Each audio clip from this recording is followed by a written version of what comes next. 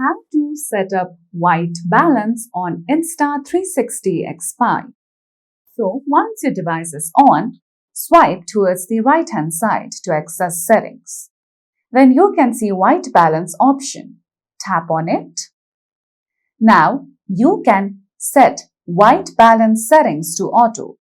So if you set this option to auto, the white balance will be adjusted to the surrounding and environment you are in. You can also tap on the manual option and then set the white balance according to your preferences. You can go towards the cooler tones, or you can scroll down below for warmer tones for your camera.